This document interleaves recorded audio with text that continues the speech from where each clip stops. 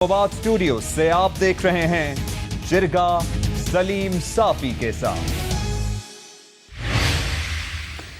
बिस्मिल्लाहिर्रहमानिर्रहीम, अस्सलाम वालेकुम नाज़रीन। कोविड-19 या कोरोना इस वक्त दुनिया का सबसे अहम और सबसे बड़ा इशू बन गया है। आलमी मईशत भी इस वक्त कोरोना के गिर्द घूमने लगी है, या फिर आलमी मईशत का भी इस वक्त सबसे बड़ा मुहर्रक उसके उतार चढ़ाव का वो कोरोना बन गया है। और आलमी सियासत भी इस वक्त कोरोना के गिर्द घूम रही है। अगर आप देखें तो इस वक्त चीन और अमेरिका जैसी ताकतों का और यूरोप और चीन जैसी ताकतों की बाहमी सियासत में भी कोविड ही बुनियादी हैसियत इख्तियार कर गया है। और उन ममालिक के लिए ये इतना अहम और इतना बड़ा इशू बन गया है कि अगर कोविड की मिसहैंडलिंग ना होती तो शायद डोनाल्ड ट्रंप आज दोबारा अमेरिका के सदर मुंतखब होते। यही कोविड की मिसहैंडलिंग थी कि जिसकी सज़ा उनको अमेरिकी कौम ने दे दी। लेकिन बदकिस्मती ये है कि पाकिस्तान के अंदर कोरोना पे सियासत हो रही है। बाकी दुनिया के वो सियासत का अहम तरीन और गवर्नेंस का अहम तरीन इशू बन गया है, लेकिन पाकिस्तान में इधर अगर आप देखें तो कोई स्ट्रेटजी नज़र नहीं आ रही है, कोई लाए अमल नज़र नहीं आ रहा है। हुकूमत भी इस पे बुरी तरह सियासत कर रही है और बदकिस्मती से इस वक्त अपोजिशन भी इस पे बुरी तरह सियासत कर रही है। दुनिया वैक्सीन ईजाद करने लगी है, वैक्सीन के ट्रायल शुरू हो गए हैं।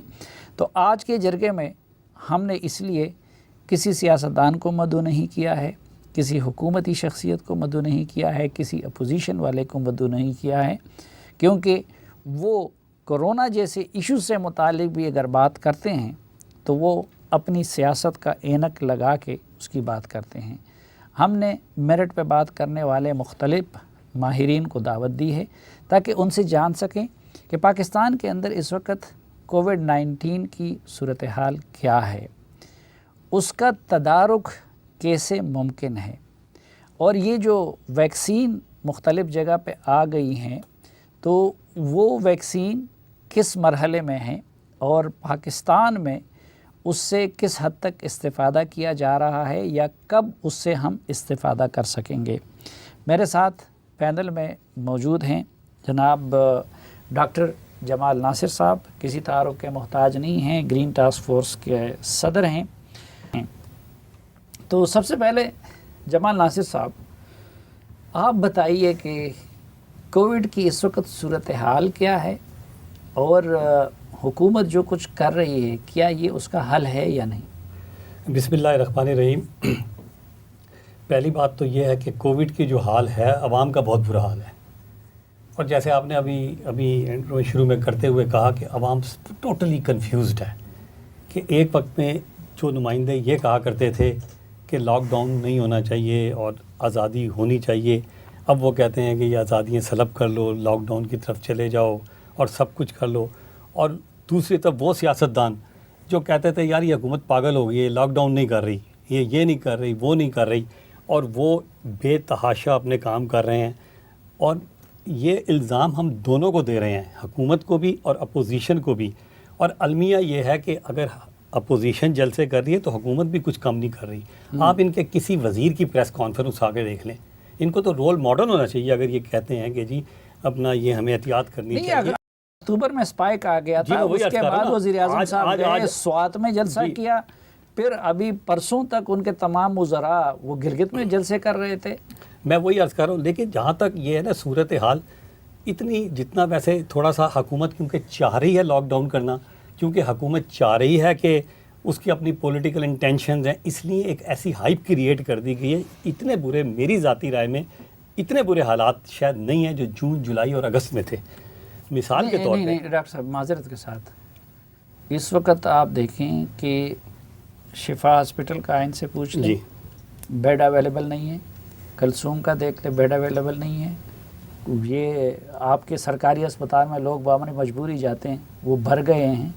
तो बुरे हालात और क्या नहीं, मैं वो आपकी तरफ आ रहा था कि इस दफ़ की जो वेव आई ना जी, وہ اتنی تعداد میں نہیں ہے، لیکن جو اس دفعہ کا وائرس آیا تھا وہ تھوڑا سا بہت، اس نے جا کے جس کو بھی ٹچ کیا یا ہٹ کیا اس نے ان کو کافی خطرناک سمٹم پیدا کیے، ہر ایک کو تقریباً اس نے لنگس کو انوالو کیا، نمونہ کیا. لیکن آپ ایک عجیب سی بات بتانے لگا ہوں کہ میں اس حوالے سے بات کر رہا ہوں کہ جو 5.2% مورٹیلٹی تھی جولائی اور اگست میں، مطلب اگر 100 میں سے اس وقت 5 لوگ مارے تھے، یہ حال تھا. پیک جو تھی نا وہ تقریباً جولائی اور جون کے اینڈ میں تھی.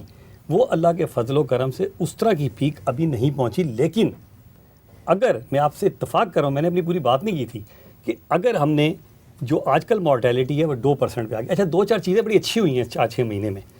ایک تو یہ کہ سب سے اچھا ہوا ڈاکٹر صاحب اعجاز صاحب بیٹھے ہیں شفا میں، علاج کی بہتر سہولتیں آ گئی ہیں. ایک اچھا ہوا ہے کہ پہلے یہ تھا جب فروری مارچ میں آیا تو مورٹیلٹی اس لیے زیادہ ہوئی کہ کسی کو کچھ سمجھ نہیں آ رہا تھا.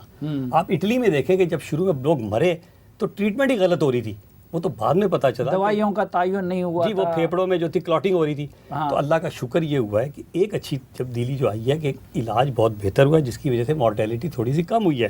لیکن میں آپ سے اتفاق کر رہا ہوں کہ اگر ہم نے احتیاطی تدابیر نہ کی، ہم نے اپنے حکومت نے، سیاستدانوں نے، لوگوں نے فرض ادا نہ کیا تو یہ مورٹیلٹی الٹیمیٹلی بڑھ بھی سکتی ہے. پھر جی کے بعد واپس آئیں گے تو گفتگو کا سلسلہ یہیں سے آگے بڑھائیں گے.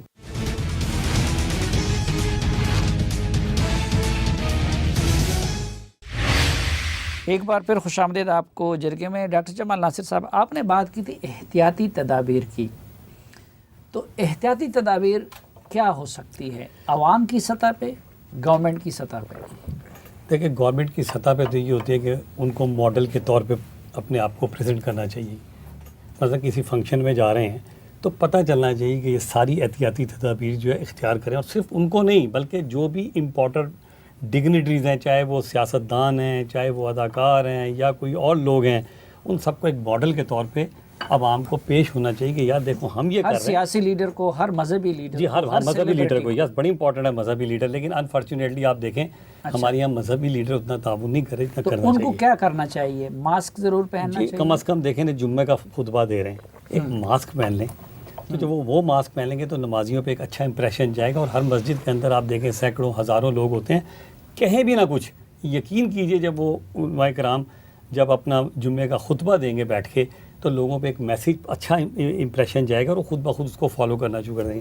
عوام کی جہاں تک بات ہے، عوام کو سب کچھ پتہ ہے، اتنا میڈیا نے بتا دیا ہے، اتنا لوگوں کو پتہ چل گیا ہے کہ اب ان کو بتانے کی ضرورت نہیں ہے. لیکن تھوڑی سی میں اب آپ سب کی باتوں سے تھوڑا سا وہ کرتا ہوں کہ ابھی تک دیکھیں فروری سے اب تک ہم نے ڈاکومنٹیشن پہ بات کرنی ہے. 7,900 بندہ مرا ہے اب تک کووڈ سے. میرا سوال یہی ہے کہ روزانہ آپ کے ملک میں 4,500 لوگ روز مرتے ہیں، اور میں یہ فگر لایا ہوں آپ کے پاس کہ 14 لاکھ پچھلے سال جو تھا، جو ایک سال میں لوگ مرے تھے وہ 15 لاکھ اور کوئی 34,000 کے قریب مرے تھے مختلف بیماریوں سے، ایکسیڈنٹ سے. نہیں ڈاکٹر صاحب اس میں بڑا امپورٹنٹ سوال ہے. ڈاکٹر صاحب اس میں ایک فرق ہے. جی سر. ایک آئسولیشن میں بندے کا مرنا ہے. بدقسمتی سے میرا خود تعلق اس علاقے سے ہیں جہاں سے تو قتل مقاتلے اور بندوقوں سے روز مرتے ہیں. جی وہ معیشت پہ اثر انداز نہیں ہوتے، وہ دوسرے کو انفیکٹ نہیں کرتے، وہ اسی طرح خوف نہیں پھیلاتے. اس میں اور اس کی ڈیتھس میں فرق یہ ہمیں ہونا چاہیے کہ جس کو پینڈیمک اس لیے کہتے ہیں، جس کو وبا اس لیے کہتے ہیں کہ یہ ایک سے دوسرے کو لگ جاتا ہے. سر آپ کی بات سے اتفاق کرتا ہوں. آپ کو پتہ ہے پچھلے سال اور اب تک کی فگر میرے پاس ہے کہ انفلوئنزا سے پچھلے سال اس ملک میں 70,000 بندہ مرا تھا، not from the corona virus. پچھلے سال 70,000 لوگ جو تھے وہ انفلوئنزا سے مرے تھے. اس کے باوجود ویکسین اویلیبل تھی، اس کے باوجود دوائیں اویلیبل تھی، اور یہ سارا کچھ ہونے کے بعد میرا سوال یہ تھے دیکھیں جس ملک کا بجٹ $25 ارب صرف 25 ارب ہو اور آپ نے صرف ٹیسٹنگ پہ اوپر جو ہے اربوں روپے اب تک خرچ کر دیے ہیں. آپ کو پتہ ہے ابھی یہ جو حکومت، یہ بھی ڈاکٹر صاحب زیادہ اچھا بتائیں گے، جو ویکسینیشن پہ اعلان کر رہی ہے. ڈاکٹر صاحب سوری قطع کلامی کی معذرت، لیکن ایک بات یہ بھی ہے نا کہ ٹھیک ہے اگر ایک سرٹن نمبر آف جو لوگ ہیں ان کی ڈیتھس ہو رہی ہیں اور وجوہات سے، وہ ہم ابھی نہیں روک سکتے، لیکن جو ڈیتھس ہم روک سکتے ہیں وہ تو ہماری ایتھیکل اور مورل رسپانسبلٹی ہے کہ ہم وہ ڈیتھس روکیں. پھر آپ اور ایک منٹ فلو کو کیوں نہیں روکے؟ 70,000 بندہ مر گیا، اس کی تو ویکسین بھی اویلیبل ہے نا. کی جو ویکسین ہے اس کی ایفیکیسی فل نہیں ہے، اس مرتبہ اس وجہ سے آپ فلو کو پوری طرح روک نہیں سکتے. یہ بڑی انٹرسٹنگ بات کی ہے کہ flu vaccine is not available in Pakistan. یہ پاکستان میں پہلی مرتبہ ہو رہا ہے کہ سردی آنے کے بعد پالیٹکس مسئلہ یہی ہو رہا ہے. لیکن بہرحال اور وہ بھی اس میں معاون ہو سکتا تھا، لیکن اس حکومت نے ابھی تک فلو کے ویکسین بھی نہیں ہے اور نمونیا کے ویکسین. لیکن یہ تو ایک بات تو ہے، جیسے انہوں نے فکر دی نا، میرے پاس بھی ایک فکر ہے. خدا کا فضل ہے کہ دنیا میں اس وقت تقریباً آپ نے دیکھا ہوگا کہ تقریباً 16 کروڑ کے قریب جو ہے وہ لوگ جو ہے وہ متاثر ہو چکے ہیں. 6 کروڑ اور کچھ لوگ متاثر ہو چکے ہیں کورونا سے، اور جس میں سے 4.25 کروڑ صرف 21 ملکوں پہ ہیں یورپ میں. جبکہ اس کے مقابلے میں جب ان کی آپ نکالیں تو ان کی بنتی ہے تقریباً 61%، یعنی کہ ان کے جو انفیکشن ریٹ ہے اور ان کی جو ڈیتھ ریٹ ہے وہ 72% ہے. یعنی کہ صرف یہ جو 21 ممالک ہیں ان میں 75% لوگ مرے ہیں، باقی 25% باقی دنیا میں مرے ہیں.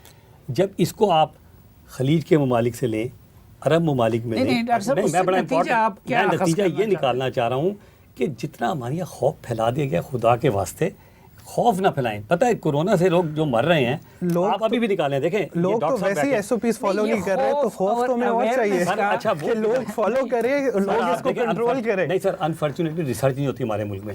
آپ یہ نکال لیں کہ جو 8,000 بندہ مرا ہے نا، آپ یہ نکال لیں کہ یہ اسپتالوں سے ریسرچ نکالیں کہ جو لوگ مرے ہیں کو موربیڈیٹی سے مرے ہیں. ڈاکٹر صاحب میں ایک نقطہ سمجھنا چاہتا ہوں ایک طالب علم کی حیثیت سے. اویئرنیس پھیلانا میری ذمہ داری ہے. جی بالکل ٹھیک. اویئرنیس کے لیے ضروری ہے کہ میں اس کی سنگینی بتاؤں، اس کے افیکٹڈ لوگ بتاؤں، باقی اچھا اگر میں یہ نہ بھی کروں تو لوگوں کو تو خبریں مل رہی ہیں. آپ ہمیں وہ احتیاطی تدابیر بتا دیں کہ جس کی وجہ سے خوف بھی نہ پھیلیں اور احتیاطی تدابیر. لیکن میرا یہی سوال تھا، اس میں کوئی شک نہیں کہ اس دفعہ جو وائرس آیا سیکنڈ ویو وہ پہلے سے اس لیے زیادہ خطرناک تھی کہ اس دفعہ جس کو بھی ہٹ کیا اس کو نمونیا ہوا. اس میں کوئی شک نہیں کہ دوسری بات کہ ہمیں احتیاطی تدابیر کرنی پڑے گی. اب احتیاطی تدابیر بہت آسان ہے کہ ہم ماسک نمبر 1 لگانا شروع کر دیں. ٹھیک، مطلب بہت آسان کام ہے یہ، اس سے آسان کام ہو ہی نہیں سکتا اور کوئی اتنا مہنگا نہیں ہوتا. کپڑے کا بھی لگا لیں، کچھ تو کریں. اسی طرح ایک دوسرے کے تب سوشل ڈسٹینسز بھی لیں. یہ حکومت نے خیر اچھا کام کیا کہ جیسے شادی بیاہ پہ تھوڑی سی پابندیاں لگا دی ہیں، چیزوں پہ اس طرح کی ہجوموں پہ پابندی. لیکن حکومت تو کر رہی ہے، عوام کا بھی تھوڑا سا فرض ہے نا جی. حکومت تو ماڈل بن ہی رہی، سیاستدان اور مذہبی لوگ، لیکن ہمارا شادی بیاہ پہ پابندی تو لگا دی، لیکن ادھر جلسوں میں تو شادی بیاہ سے ہزاروں لوگ، شادیوں میں تو اس طرح لوگ. سر یہ پھیلی جلسوں سے رہا اس وقت، آپ صحیح فرما رہے ہیں، کیونکہ وہ کہتے ہیں نا کہ ایک بڑے لیڈر نے بیان دیا کہ مجھے کوئی اسٹیٹسٹک دکھا دے. بات یہ کہ اسی طرح ہوتا ہے نا کہ جب 10,000 20,000 30,000 بندہ اکٹھا ہے ٹھیک اور ہم پرسنٹیج کہتے ہیں کہ اچھی خاصی ہے تو ایک دوسرے کو تو لگا رہے ہیں. اچھا پروفیسر اعجاز صاحب، اس میں یہ کہوں گا ڈاکٹر صاحب نے جو کہا ہے نا کہ اس میں رسپانسبلٹی جو ہے نا پبلک کی بھی ہے، گورنمنٹ کی بھی ہے، اپوزیشن سب کی ہے. لیکن اگر اکیلے گورنمنٹ نہیں کر سکتی ویکسین سے متعلق تو وہ مجھے آپ سے لینا ہے اور پھر اس پہ ڈاکٹر صاحب کے کمنٹس بھی لینے ہیں، لیکن ایک بریک کے بعد.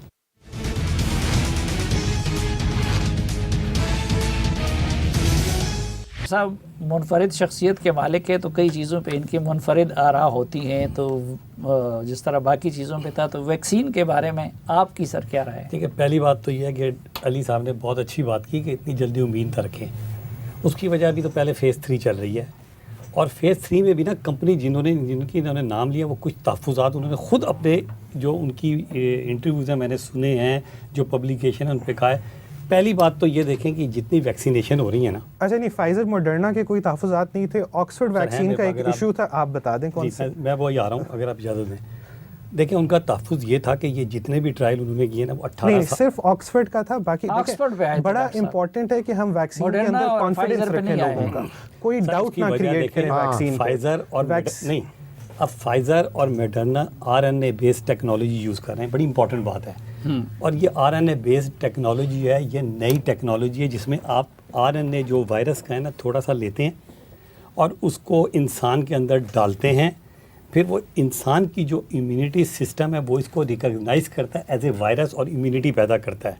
لیکن انفارچونیٹلی یہ جو RNA وائرس ہے یہ اتنی جلدی میوٹیٹ کرتے ہیں کہ بڑا مشکل ہے یہ کہنا کہ یہ ویکسین لانگ ٹرم ہوگی کہ نہیں ہوگی.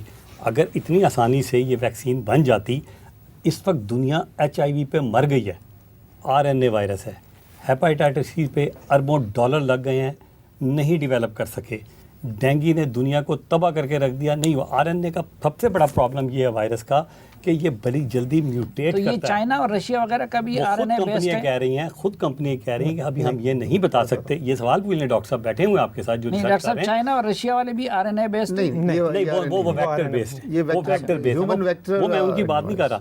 چائنا اور رشین پورا وائرس، یعنی وہ اس طرح ماڈیفائی کر رہے ہیں وائرس کو کہ اس سے ملتا جلتا یا اس سے ایسا وائرس جس کو کم ٹاکسیسٹی ہوتی ہے، یعنی کہ جو نقصان نہیں پہنچا سکتا، ویسے وہ ٹیکنالوجی کچھ ہمارے اور پاس تو بہتر ہے۔ الٹیمیٹلی پہلے آئیں گے تو جی چائنیز سر، کا وہ ہی بہتر آئیں گے۔ وہ بہتر ہاں۔ ٹیکنالوجی ہے چائنیز جو کی میں بہتر جی ٹیکنالوجی۔ بہتر ہے، لیکن سوال یہ ہے کہ یہ جو یہ ان سے ڈاکٹر صاحب بیٹھے ہوئے ہیں کہ ابھی تک یہی طے نہیں ہو سکا کہ جو ویکسین لگے گی اس کی امیونٹی کتنی ہوگی۔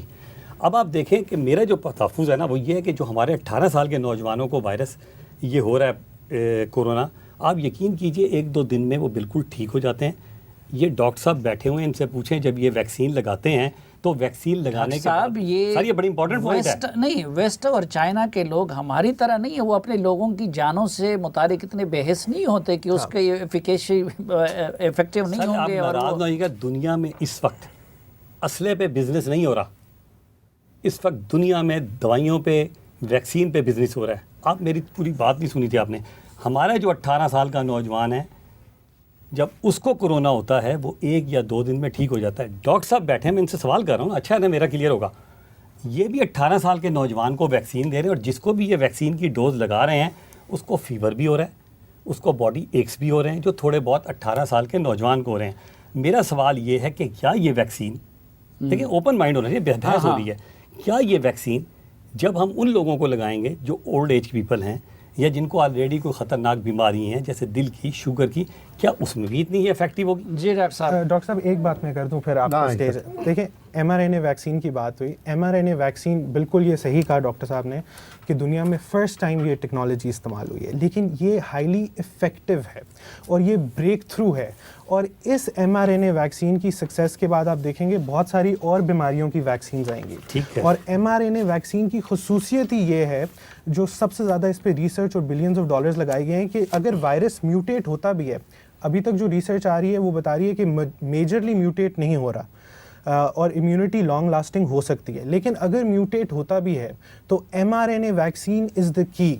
اس کو آپ کوئکلی ری ماڈل کر سکتے ہیں، ٹویک کر سکتے ہیں اگر وائرس کی میوٹیشن ہوتی ہے اس کو ایڈریس کرنے کے لیے۔ یہ کنسیپٹ ہے نا کہ 22 کروڑ لوگ ہیں، سب کو ویکسین دی جائے، میں اس سے اتفاق نہیں کرتا، بلکہ میں ایک سجیسٹ کروں گا آپ کے فورم سے کہ کیونکہ شہروں میں یہ بہت زیادہ ہوا ہے، دیہاتوں میں اتنا نہیں ہوا اور شہروں میں بہت زیادہ ہوا ہے، تو یہ ویکسین لگانے سے پہلے اینٹی باڈی ٹیسٹ لازمی کرایا جائے۔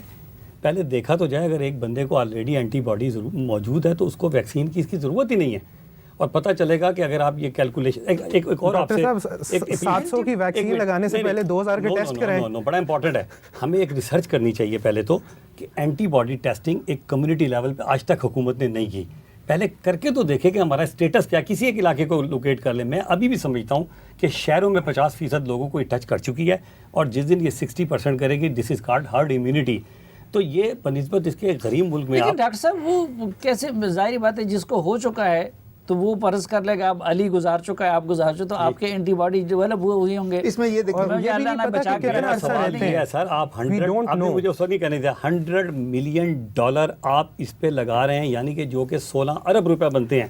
آپ ریسرچ پہلے کیوں نہیں کرتے کہ ہمارے ملک میں اینٹی باڈی کا اسٹیٹس کیا ہے شہروں کے اندر؟ ہمارے لوگ PCR نہیں کر رہے ہیں۔ نہیں سر، حکومت کرے نا سر، حکومت کرے نا، 50% چیک کر لیں، اگر 50% لوگوں کو ہو گیا تو کیوں اتنا 16 ارب ضائع کیا جا رہا ہے؟ سیرو پریویلنس سٹڈیز ہیں، اویلیبل ہیں، ایگزیکٹ فگرز نہیں پتہ، لیکن کراچی میں 40 to 60% ہے سر۔ آغا خان کا کمیونٹی لیول پہ 20% کے قریب تھا، پوری کچھ میں اس سے بھی زیادہ ہے۔ نہیں سر، ڈاکٹر طاہر شمسی نے کیا تھا 43% تھا، ہاں، لیکن وہ میں نے کیا تھا سیمپلنگ ڈیٹا اس کے بہت سارے ایشوز ہیں، اسمال سیمپلز ہیں نا، لیکن ویسے یہ ٹھیک کہہ رہے ہیں کمیونٹی لیول پہ ہمیں دیکھنا چاہیے کہ کتنا ہے، لیکن جو ویکسین آپ لگتے ہیں ان کی ایلیجیبلٹی کرائٹیریا کو میٹ کرنے کے پھر ویکسین لگائی چاہیے۔ اس میں شامل ہے کہ سسپیکٹڈ اور کنفرمڈ کووڈ اگر ہے تو پھر آپ نہیں یہ لگوائیں۔ کس حکومت سے توقع کر رہے ہیں کہ وہ سب کے اینٹی باڈی کر لے، کہ جو اپنے پیمز ہاسپٹل کو ٹھیک نہیں کر سکتی، جس میں کوئی جانے کا، وہ حکومت اتنی ابھی تک وہ فلو کے اور پولیو کے ویکسین جو ان دنوں میں ہر دکان پہ دستیاب ہوتی تھی وہ نہیں منگوا سکتی. 2 مہینے ہو گئے. یہ آپ نے درست کہا. 2 مہینے ہو گئے. فلو ویکسین میں خود ڈھونڈتا پھر رہا ہوں. ہاں اور ڈاکٹر صاحب یہ بھی بتا دیے کہ اگر یہ فلو اور اس کے ویکسین اس وقت ہوتے جس طرح باقی تو یہ کچھ نہ کچھ مدد کر سکتا بالکل تھا. آپ نے درست فرمایا. شاید فلو ویکسین جن کو لگی ہوتی نا ہاں تو شاید یا تو ان کو چانس کم ہوتا یا اگر ہوتے بھی تو سمٹم بہت کم ہوتے. یہ حقیقت ہے جو آپ نے بات کی. لیکن فلو ویکسین ہی نہیں اس ملک میں. یہ کتنا بڑا المیہ ہوا ہے بڑے عرصے کے بعد کہ flu vaccine is not available. اکتوبر میں آ جاتی تھی. ہاں نہیں آ رہی. یہ ناظرین اپنے مہمانوں کے شکریہ کے بعد پہلے تو یہ عرض کرنا چاہوں گا کہ تبدیلی سرکار ہے اور مختصر وقت میں ہم نے دیکھا کہ 3 ہیلتھ منسٹر انہوں نے بدل دیے. لیکن حالت یہ ہے کہ یہ سب لوگ بیٹھے ہوئے ہیں کہ ہر سال سردی شروع ہونے سے پہلے پاکستان میں ہر بڑے میڈیکل سٹور پہ فلو کے اور اس کے ساتھ ساتھ نمونیا کے ویکسین دستیاب ہوتے تھے. ویسٹرن کنٹریز میں عموماً لوگ تقریباً سب آبادی کو لگا دیتے ہیں. لیکن آج تک کل بھی میں نے پوچھا ہے پاکستان میں یہ حکومت فلو ویکسین اور نمونیا کے ویکسین نہیں منگوا سکی. حالانکہ وہ اس معاملے میں جس طرح سب ڈاکٹر کہہ رہے ہیں کہ معاون ہو سکتی تھی. لیکن بہرحال جس طریقے سے مختلف رائے ہو سکتی ہیں لیکن ایک بات جو سب کی تجزیے سے ہمارے سامنے آتی ہے وہ یہ ہے کہ سر دست احتیاط ہی سب سے بڑا علاج ہے. ماسک پہننا، ہاتھ دھونا، فاصلہ رکھنا، اس پہ میرے خیال میں تمام ماہرین کا اور تمام دنیا کا اتفاق ہے. آج کے تمام مہمانوں کے شکریہ کے ساتھ اجازت چاہتا ہوں. اللہ حافظ.